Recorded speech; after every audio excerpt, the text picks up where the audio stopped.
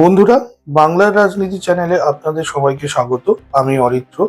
আর আমরা যেরকম বলেছিলাম যে আমরা এই যে ইসরোর ১০০ জনের উপর সায়েন্টিস্ট যারা রিজাইন করেছে সেই নিয়ে একটা ভিডিও আপনাদের সামনে নিয়ে আসব। তো আজকে আমরা সেই বিষয়ে আলোচনা করতে চলেছি। আমরা আজকে আমাদের এই প্রতিবেদনটা কয়েকটা সেগমেন্টে ভাগ করেছি। প্রথমে আমরা একটু জানবো যে ইসরো কিভাবে ফরমেশন হলো। তারপর আমরা দেখব যে ইসরো এখনো পর্যন্ত কি কি মাইলস্টোন আছে এবং সেই সময় কোন কোন সরকার ছিল, তারা কিরকম ভাবে ইসরোকে সাহায্য করেছে। তারপর আমরা দেখব এই সময়ে আহ, ইসরোর যে রিসেন্ট চেয়ারম্যান যারা ছিলেন তাদের কি বিভিন্ন সময়ে বক্তব্য ছিল। এবং তারপরে আমরা মূল আলোচনায় ঢুকবো যে কি কি কারণ হতে পারে এই ১০০ জন সায়েন্টিস্ট যারা রিজাইন করে চলে গেলেন, বা এটা আদৌ কোনো প্রভাব ফেলবে কিনা ইসরোর বিভিন্ন যে অনগোয়িং প্রজেক্ট চলছে সেখানে। তারপরে আমরা একটু আলোচনা করব এখন বিভিন্ন যে স্টার্ট আপ বা বিভিন্ন প্রাইভেট সেক্টর যে এই স্পেস রিসার্চ বা এই বিষয়ে আরো বেশি আহ, ভূমিকা গ্রহণ করছে, তাদের এই ব্যাপারে কোনো ভূমিকা আছে কি না। তো দেখতে থাকুন আজকের এই প্রতিবেদন, কেন ১০০ জন সায়েন্টিস্ট রিজাইন করলো ইসরো থেকে। প্রথমে আমরা জানবো ইসরোর ফরমেশন সম্পর্কে, কিভাবে ইসরো প্রতিষ্ঠিত হলো। তো ১৯৫৮ সালে প্রথম রাশিয়া, আপনারা হয়তো মনে থাকবে, স্পুটনিক ১ লঞ্চ করে। এবং এই স্পুটনিক ১ লঞ্চ করার পর আমাদের সায়েন্টিস্ট ডক্টর সারাভাই, বিক্রম সারাভাই, যিনি অ্যাকচুয়ালি ইসরোর প্রতিষ্ঠাতা ছিলেন, তার মনে হয়েছিল যে আমাদের ভারতবর্ষ এরকম একটা প্রতিষ্ঠান থাকা উচিত যারা স্পেস গবেষণায় অগ্রণী ভূমিকা গ্রহণ করবে। এবং সেই সমস্ত কথা পর্যালোচনা করে এবং তার সেই ভিশনকে নিয়ে ১৯৬২ সালে, তখন প্রধানমন্ত্রী জওহরলাল নেহেরু, ১৯৬২ সালে ইনকসপার বলে একটি সংস্থা প্রতিষ্ঠিত হয়। এবং সেই সংস্থাটা রিফর্ম করে আগামী দিনে ১৯৬৯ সালে, তখন ইন্দিরা গান্ধী সরকার চলছে, ইন্দিরা গান্ধী সরকারের নেতৃত্বে ইসরো গঠিত হয়। এরপরে বিভিন্ন আরো রিস্ট্রাকচারিং করা হয় ইসরোর, এবং শেষ পর্যন্ত ১৯৭২ সালে ডিপার্টমেন্ট অফ স্পেস সেটা গঠিত হয়, এবং এই ডিপার্টমেন্ট অফ স্পেসের আন্ডারেই ইসরো প্রধানত অপারেট করতে থাকে। তো এরপরে আমরা জানবো যে ইসরোর এই যে এতদিনের, মানে ১৯৬২ সালটাই যদি আমরা ধরি প্রতিষ্ঠা হয়েছিল, যদিও ইসরো আসে ১৯৬৯ সালে। তো সেই সময় থেকে আজ পর্যন্ত কি কি ক্রিটিক্যাল মিশন ইসরো করেছে। ইসরো সেরকম ভাবে বলতে গেলে প্রথম ইসরোর যে মিশন, যেটা রিমার্কেবল মিশন, সেটা ছিল আর্যভট্ট। সেটা হয়েছিল ১৯৭৫ সালে। ১৯৭৫ সালে আর্যভট্টটা ইসরোর প্রথম মিশন, এবং তখন ছিল কিন্তু কংগ্রেস গভর্নমেন্ট, ইন্দিরা গান্ধীর গভর্নমেন্ট। এরপরে আর কি কি মিশন ইসরো করেছে উল্লেখযোগ্য, তারপরে আসে পিএসএলভি, যেটা ১৯৯৩ সালে পিএসএলভি মিশন নিয়ে আসে ইসরো। এবং তারপরে ২০০৮ সালে চন্দ্রায়ন ১ এবং ২০১৩ সালে মঙ্গলায়ন, এই দুটো মিশনও উল্লেখযোগ্য ছিল। সো বেসিক্যালি এই মিশনগুলো মূলত ইউপিএ আমলে বা কংগ্রেস আমলে হয়েছিল। এরপরে ২০১৪ আমরা জানি যে বিজেপি সরকার আসে। তো বিজেপি সরকার আসার পর থেকে কি কি মিশন ইসরো করেছে। বিজেপি সরকার আসার পর থেকে যে মিশনগুলো বিশেষ করে নজর কেড়েছে সেগুলো হলো চন্দ্রায়ন ২, যেটা কিন্তু হয়নি, মানে সাকসেসফুল প্রজেক্ট ছিল না। এবং সেই সময় আই থিঙ্ক ডক্টর শিবন ছিলেন উইপ্রোর চেয়ারম্যান। সবাই হয়তো মনে রেখেছেন যে লাস্ট মোমেন্টে সেটা কার্যকর হয়নি, মানে আমরা সাকসেসফুল হতে পারিনি। তারপরে চন্দ্রায়ন ৩ হয় ২০১৯ সালে। তারপরে আমরা আদিত্য L1 সোলার সেটা দেখেছি। তারপরে এর ছাড়াও এই সময় কমার্শিয়াল পেলোড রেকর্ড ২০১৭ সালে সেই মিশনটা হয়। তো এরকম অনেক মিশন হয়েছে, এবং সব থেকে উল্লেখযোগ্য এই মুহূর্তে যে মিশনগুলো নিয়ে কাজ করছে ইসরো, তার মধ্যে উল্লেখযোগ্য হলো গগনযান। যেটা কিনা ২০২৭ সালে কথা আছে যে মানুষকে সেই গগনযানে করে পাঠানোর, এবং তার জন্য অলরেডি 4জনকে সিলেক্ট করাও হয়েছে, তারা কাজ করছে এই গগনযান মিশনে। এছাড়া আপনার আছে স্প্যাডেক্স, যেটা হচ্ছে স্পেস ডকিং, মানে একটা স্যাটেলাইটের সাথে আরেকটা স্যাটেলাইটের কানেক্টিভিটি এবং বিভিন্ন আহ, সেই বিস্তারিত ব্যাপারে এই মুহূর্তে যাচ্ছি না। বাট এই মুহূর্তে যে 2-3টে মিশন নিয়ে উইপ্রো কাজ করছে, তার মধ্যে যেটা বললাম গগনযান মিশন, এবং তার সাথে রয়েছে স্প্যাডেক্স, এবং তার সাথে রয়েছে LVM-3। তো এই গুরুত্বপূর্ণ মিশনগুলো যে চলছে, এবং যে সমস্ত বিজ্ঞানীরা বা সায়েন্টিস্টরা এই সমস্ত মিশনগুলো তে কাজ করছে, তারা হঠাৎ, তাদের মধ্যে উল্লেখযোগ্য কিছু ব্যক্তি কিন্তু রিজাইনও করেছে। কিন্তু কেন?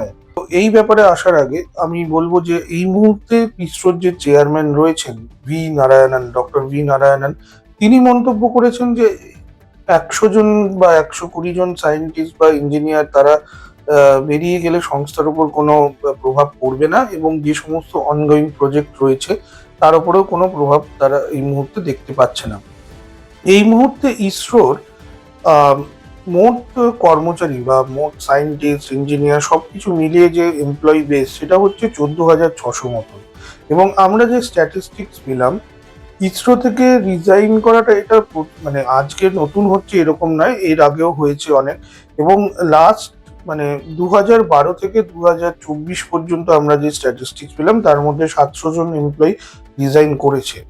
এবং দেখুন, যে কোনো অর্গানাইজেশনেই রিজাইন করা, নতুন আহ, নতুন ইঞ্জিনিয়ার বা নতুন সায়েন্টিস্ট আসা, এটা খুব একটা বড় কথা নয়। কিন্তু হঠাৎ করে এই ব্যাপারটা নিয়ে এত চর্চা কেন শুরু হলো রাজনৈতিক মহলে এবং মানুষজনের মধ্যে, সেদিকে আমরা আস্তে আস্তে ঢুকবো। তো এইখানে আমি বলছিলাম যেটা, যে একটা উল্লেখযোগ্য মিশন যেটা হচ্ছে চন্দ্রায়ন, এবং এই সময়ে মোদী সরকারের, বিশেষ করে মোদীজির কিছু কিছু জিনিস সারা বিশ্বের এবং দেশের মানুষের কাছে খুব নজর কেড়েছিল।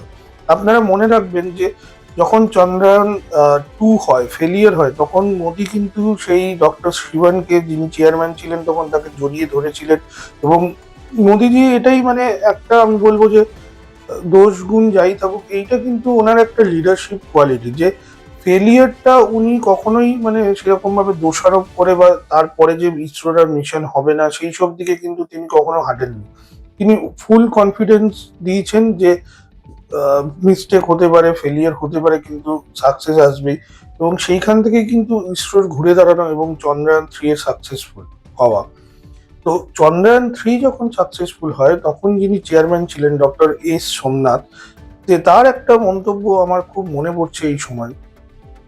এরপরে তার এই চন্দ্রায়ন 3 সাকসেসফুল হওয়ার পর তিনি একটা ইন্টারভিউতে বলেছিলেন যে আমরা যখন IIT-তে ক্যাম্পাসিং এ যাই, তখন মোস্ট অফ দ্য স্টুডেন্ট বসতে চায় না, কারণ তাদের কাছে তখন অলরেডি অনেক বেশি টাকার প্যাকেজ থাকে, অনেক মাল্টি ন্যাশনাল কোম্পানিতে কাজ করার সুযোগ থাকে। সুতরাং ইসরোর সায়েন্টিস্টের যে পে স্ট্রাকচার, সেটা কিন্তু একটা বটলনেক সবসময়ই ছিল। মানে সেই সেই কারণ অবভিয়াসলি গভর্নমেন্ট সংস্থা কখনো কর্পোরেট কোম্পানি মতন বা স্টার্ট আপ যেগুলো হয়, সেই তাদের মতন পে স্ট্রাকচার তাদের হবে না। এবার একটা সময়ে মানুষের হতেই পারে এই এই মানে আর্থিক দিকটা বিবেচনা করতেই পারেন তিনি। হ্যাঁ, দেশের হয়ে কাজ করছেন, ইসরোর মতন একটা প্রেস্টিজিয়াস সংস্থাতে কাজ করছেন, সবই ঠিক আছে। কিন্তু ইসরোর সর্বোচ্চ পদের যে স্যালারি এখনো পর্যন্ত, সেটা প্রায় মানে 2.5 লক্ষ টাকা পার মান্থ, বা খুব বেশি হলে হয়তো 3 লক্ষ টাকা হবে। এবং তার সাথে কম্পেয়ার করে আপনি যদি প্রাইভেট অর্গানাইজেশন বা স্টার্ট আপ গুলোতে দেখেন, সেক্ষেত্রে হয়তো তাদের 1 কোটি বা 1.5 কোটি টাকা ইয়ারলি প্যাকেজ থাকে। অর্থাৎ স্যালারি প্রায় 8 লক্ষ থেকে 10 লক্ষ টাকা, বা তার বেশিও হতে পারে কোনো কোনো ক্ষেত্রে, এইসব সংস্থাগুলো যা অফার করে এমপ্লয়ীদের। তো বুঝতে পারছেন যে আর্থিক ব্যাপারটা একটা, স্যালারি স্ট্রাকচারটা একটা ব্যাপার। আই থিঙ্ক আমি বলবো যে ভারত সরকারকে এই ব্যাপারটা একটু পুনর্বিবেচনা করতে, বিশেষ করে যারা এই সমস্ত সংস্থাগুলোতে মানে ধরুন যেখানে বিশেষ করে R&D সেক্টর গুলোতে, যে ইসরো হতে পারে, সেটা DRDO হতে পারে, সেটা HAL হতে পারে, এই সমস্ত যে সেক্টর গুলো আছে। কারণ কি, এই যে প্রাইভেটাইজেশন হচ্ছে, এইখান থেকে যদি এতদিন তো আমরা জানতাম যে ইন্ডিয়া থেকে বাইরে গিয়ে বাইরের দেশে গিয়ে, পাশ্চাত্য দেশে, আমেরিকা, ইউরোপে গিয়ে মানুষ কাজ করছে এবং ডেন হচ্ছে। এবার ইন্ডিয়ার ভেতরেই যদি প্রাইভেট সেক্টরের এই মানে বুমিং এর জন্য, সেক্ষেত্রে যদি এই সরকারি আহ, আহ, প্রতিষ্ঠানগুলো থেকে সায়েন্টিস্টরা বেরিয়ে গিয়ে সেই জায়গাগুলোতে যুক্ত হন, সেটা কিন্তু একটু আম, ধাক্কা হতে পারে আমার বলে মনে হচ্ছে। কারণ ইসরোর যে এতদিনের যে মাইলস্টোন, তার যে ব্যাপ্তি, সেটা কোনোভাবে আগামী দিনে ছোট। কারণ এগুলো দেখুন, যারা নতুন নতুন যারা পড়াশোনা করে, যারা পিএইচডি করে, এমটেক করে আইআইটি থেকে বেরোচ্ছেন, তাদেরকে, তারাও তো ভাবছেন যে আজকে আমি যদি ইসরোতে জয়েন করি, সেখানে আমার স্টার্টিং স্যালারি যা হবে, হয়তো 70,000 80,000 টাকা স্টার্টিং স্যালারি হবে। সেক্ষেত্রে আমি যদি একটা প্রাইভেট অর্গানাইজেশনে স্টার্ট করি, সেক্ষেত্রে আমার স্যালারিটা অনেক বেশি হবে সেই স্টার্টিং এ। সুতরাং এই ভাবনাগুলো মানুষের মনে যে আসছে, সেটাকে সরকারেরও একটা, আই থিঙ্ক, প্রাধান্য দেওয়া উচিত, এই জিনিসগুলো নিয়ে ভাবনা চিন্তা করা উচিত। যাই হোক, সেকেন্ডলি আমি বলবো যে বিভিন্ন অর্গানাইজেশন গুলো, প্রাইভেট অর্গানাইজেশন বা স্টার্ট আপ গুলো এসছে, তাদের মধ্যে উল্লেখযোগ্য হলো Skyroot, Agnikul, pixel, Galaxy I space, এই সমস্ত অর্গানাইজেশন গুলো। এবং আপনারা হয়তো নজর করেছেন, স্কাইরুট অলরেডি তাদের প্রথম স্যাটেলাইট বা প্রথম রকেট লঞ্চ হয়ে গেছে, বিক্রম 1, দুদিন আগেই হলো, এবং সাকসেসফুলি। এবং এটাও কিন্তু একটা ভারতের ইতিহাসে একটা মাইলস্টোন। মানে ইন্ডিয়ান কোনো প্রাইভেট অর্গানাইজেশন তারা সফলভাবে এরকম একটা উৎক্ষেপণ করেছেন, এবং এটা কিন্তু বিশ্বের, আই থিঙ্ক, ফোর্থ কান্ট্রি হিসেবে ভারত এটা করতে পেরেছে।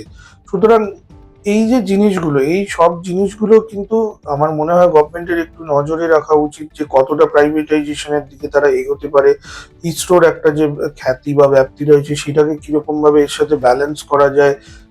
যে প্রাইভেট অর্গানাইজেশন গুলো তাদের মতন কাজ করলো, ইন্ডিয়ান যে গভর্নমেন্ট অর্গানাইজেশন গুলো আছে তাদের মধ্যে তারাও সেরকম ভাবে কাজ করলে একটা কোলাবোরেশনে আসতে হবে, বা অন্য কিছু চিন্তা ভাবনা করতে হবে। কারণ কি, দেখুন, এই সমস্ত স্পেস রিসার্চ বা এই সমস্ত যেটা বললাম ডিআরডিও, এই সমস্ত ডিফেন্স অর্গানাইজেশন গুলো, এদের মধ্যে কিছু সেন্সিটিভ ডেটাও তো থাকে এখানে, কিছু সেন্সিটিভ। এবং এই সমস্ত প্রাইভেট অর্গানাইজেশন গুলো, তারা আজকে হয়তো শুধু ইসরোর জন্য কাজ করছে বা কিছু, কিন্তু আগামী দিনে তারা বিভিন্ন যে সমস্ত দেশের স্পেস অর্গানাইজেশন গুলো আছে তাদের জন্য কাজ করে। ফলে সেখানে সেন্সিটিভ ডেটাগুলো কিন্তু, মানে কি বলবো, প্রোটেকশনের ব্যাপারটাও আমাদের দেখতে হবে, যে কোনো দেশের ডেটা যেন কোনো অন্য জায়গায় সেগুলো ছড়িয়ে না পড়ে বা সেগুলো লিক না হয়।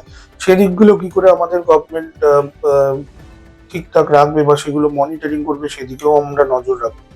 আরেকটা জিনিস বলি, এই যে 100 জন বা তার বেশি কিছু সায়েন্টিস্ট রিজাইন করেছে, তো এর মধ্যে মেনলি হচ্ছে ইউএন রাও স্যাটেলাইট সেন্টার থেকে 80 জনের উপর, এবং Vikram Sarabhai space research centre, যেটা হচ্ছে তিরুবনন্তপুরমে, সেখান থেকে 20 জনের মতন রিজাইন করেছে।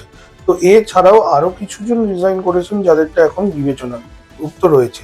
তো ভারত সরকার এই মুহূর্তে যে ডিসিশনটা নিয়েছে, ইউজুয়ালি ইসরোর যারা যে প্রজেক্টের ডিরেক্টর থাকেন, সেই প্রজেক্ট থেকে কেউ রিজাইন করলে তারাই বিবেচনা করেন যে রেজিগনেশনটা অ্যাকসেপ্ট হবে কি হবে না। বাট কিন্তু এখন ভারত সরকার যেটা বলছে, যে রেজিগনেশন গুলো অ্যাকসেপ্ট হবে কি হবে না, অ্যাপ্রুভাল করবে ডিপার্টমেন্ট অফ স্পেস। ঠিক আছে, তো এই একটা চেঞ্জেস। কিন্তু এরকম ভাবে কি আটকে রাখা সম্ভব? যদি আম, শুধু আর্থিক ব্যাপারটা বা অন্যান্য সুযোগ সুবিধাটাই মেন মুদ্রা হয়ে থাকে এই ক্ষেত্রে, সেক্ষেত্রে কি সম্ভব? আমি জানি না। সেটা আগামী দিনে আমাদের নজর দিতে হবে, ভারত সরকার কি নতুন পলিসি আনছে এই সমস্ত অর্গানাইজেশন গুলোর জন্য। লাস্টলি আমি একটা কথা বলবো, যেটা খুবই উল্লেখযোগ্য, এবং হয়তো অনেকে সেটা মিস করে গেছেন, অনেকেই এই ব্যাপারে নিউজ করেছেন, হয়তো মিস করে গেছেন সেই দিকগুলো। আপনাদের মনে থাকবে, ইসরোর আম, এই বছরের প্রথম দিকে, 2026-এর প্রথম দিকে বা 2025-এর শেষের দিকে, দু একটা মিশন ফেল হয়েছিল। রকেট লঞ্চ করার পর, যেটা অনেকগুলো স্যাটেলাইট নিয়ে যাচ্ছিল, তো লঞ্চ করার পরই সেটা আগুন লেগে যায় বা সেটা আনসাকসেসফুল হয়। এবং তারপরে আমাদের দেশের এনএসএ অজিত ডোভাল, তিনি কিন্তু একটা সিক্রেট ভিজিট করেছিলেন ইসরোতে। তো কেন এই জিনিসগুলো হয়েছে? এখানে কি অন্য কেউ কোনো স্যাবোটেজ করছে? এছাড়াও বিগত লাস্ট 2-3 বছরে আমি যখন নিউজগুলো ঘাঁটছিলাম, তখন দেখছিলাম বিভিন্ন দেশের যারা স্পেস রিসার্চ বা এই সমস্ত নিউক্লিয়ার প্রজেক্টগুলো হ্যান্ডেল করছে এবং অনেকটা এগিয়ে আছে, বিশেষ করে আমেরিকা, বিশেষ করে রাশিয়া, আমাদের ইন্ডিয়া, এদের কিন্তু কিছু সায়েন্টিস্টের কাইন্ড অফ হঠাৎ মিসিং হয়ে যাওয়াটা একটা ব্যাপার ঘটছে, এবং কিছু ক্ষেত্রে হঠাৎ মানে কোনো আননোন কজে তাদের মৃত্যু হচ্ছে, এরকম ঘটনাও ঘটেছে। আমি সাইডের নিউজ কাটিং গুলো দিচ্ছি, আপনারা সেগুলো একবার দেখে নিতে পারেন। কারণ টাইমস অফ ইন্ডিয়া বলুন বা সিএনএন বলুন, এই সমস্ত জায়গায় কিন্তু এই নিউজগুলো পাবলিশ হয়েছে এবং সেটা নিয়ে ডিসকাশন হয়েছে। ফলে এই যে একটা ঘটনা, হঠাৎ করে মিসিং হয়ে যাওয়া সায়েন্টিস্টদের, বা হঠাৎ করে কোনো কারণে বা অকারণে মৃত্যু ঘটা, এটা কি একটা কারণ? সেটাও কিন্তু আমি বলবো ভারত সরকারের নজর দেওয়া উচিত। এখন দেখুন, এখন সব ব্যাপারেই আমরা একটু ডিপ স্টেট আছে, ডিপ স্টেট আছে বলে থাকি। তো ডিপ স্টেটের ওপর শুধু ব্লেম করলে চলবে না, এই স্যাবোটেজ গুলো ইন্টারনাল কারোর মাধ্যমেই করা হচ্ছে। তো সেই জায়গায় আমার মনে হয় খুঁজে বের করাটা ভারত সরকারের প্রধান কাজ, এবং আগামী দিনে আশা করি ভারত সরকার এই সমস্ত জিনিসগুলোকে হ্যান্ডেল করতে সক্ষম হবে। তো আমরা যেটা বললাম যে অজিত ডোভালের সিক্রেট ভিজিট, বিভিন্ন দেশের সায়েন্টিস্ট ইনক্লুডিং ভারতের সায়েন্টিস্টদের নিখোঁজ হয়ে যাওয়া বা অস্বাভাবিক মৃত্যু, এইগুলোও কি একটা কারণ? তাহলে কি কি আমরা পেলাম আজকে? এক হচ্ছে স্যালারি স্ট্রাকচার, যেটা একটা প্রবলেম হতে পারে।